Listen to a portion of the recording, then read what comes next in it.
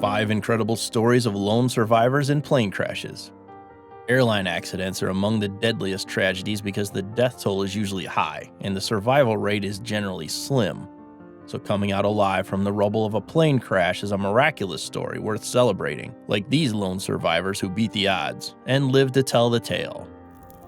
Number 5. Annette Herfkens, the Fiancée. On November 14, 1992, Venezuelan-born Dutch national Annette Herfkens and her fiancé were dreamy lovers heading for a romantic holiday to the coastal resort of Nha Trang in Vietnam. They boarded the Vietnam Airlines Flight 474 in Ho Chi Minh City, but moments later, their ride to paradise turned into a flight of fright. The plane crashed into a mountaintop enclosed by the Vietnamese jungle, and when a sore and wounded Herfkens regained consciousness, she was faced with the bittersweet reality. She survived the catastrophe, thank God, but her fiancé and partner of 13 years lost his life, as well as the other 30 people on the flight. Herfkens had fractured her hips and managed to move around the jungle by crawling on her elbows. Alone and injured, Herfkens survived for a week by drinking rainwater from sponges. The Wall Street banker was finally rescued by a local policeman who had mistaken her as a ghost for being so pale. In 2014, Herfkens recounted her extraordinary experience in her book, Turbulence, A True Story of Survival, which earned accolades.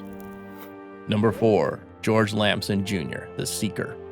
At the young age of 17, George Lamson Jr. experienced a harrowing disaster no one would ever wish to go through, seeing firsthand how a plane is doomed to crash and losing his dad in the tragedy. On January 21, 1985, Lamson and his father took a non-scheduled charter flight from Reno, Nevada to Minneapolis, Minnesota after a fun Super Bowl weekend in Lake Tahoe. But shortly after takeoff, the aircraft with 71 people aboard crashed, leaving all but Lamson dead. Moments before the doomed takeoff, Lamson and his father exchanged seats, and the son will never know whether that decision saved his life.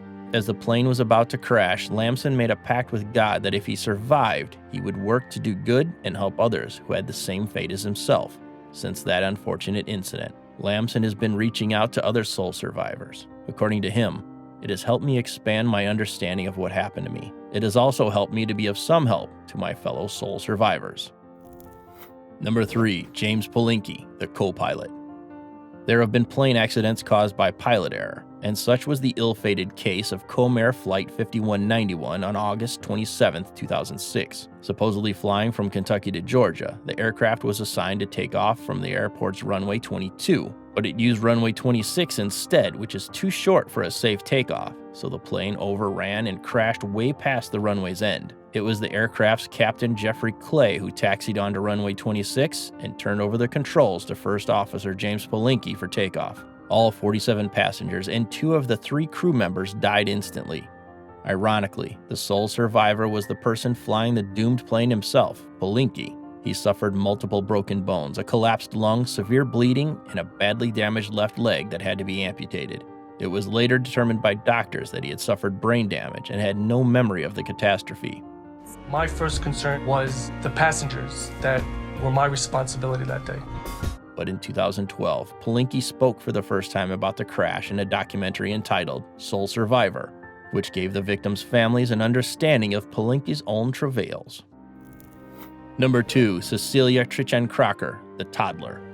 Whenever Cecelia Cichan Crocker looks in the mirror, she sees scars on her arms, legs, and forehead, which she had never wanted at all. But those scars are also Crocker's reminders of the greatest miracle that happened in her life. She was the only survivor of a 1987 plane crash at the age of 4. On August 16th that year, the toddler Crocker, her parents, and her 6-year-old brother were on board Northwest Airlines Flight 255 headed for California. Shortly after takeoff from the Detroit Metropolitan Airport post-stopover, the plane crashed, killing all 6 crew members and 148 other passengers. Investigations concluded that the plane's crew failed to set the wing flaps properly for takeoff, and a cockpit warning system didn't alert the crew to the problem. A blood and soot-covered Crocker was found still belted in her seat face down.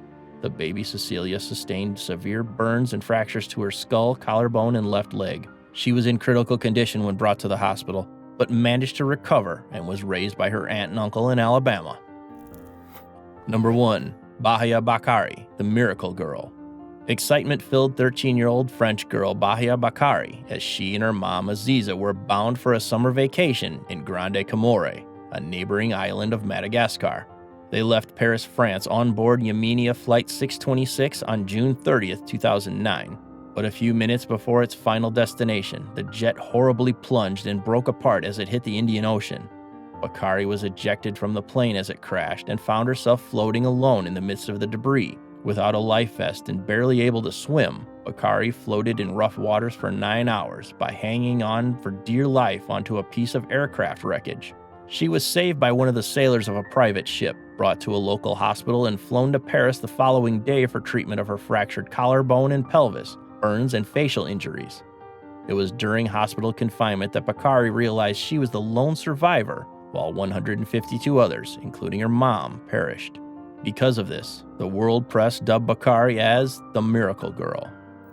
If you find this video infotaining, please subscribe to our channel and make us part of your daily habit.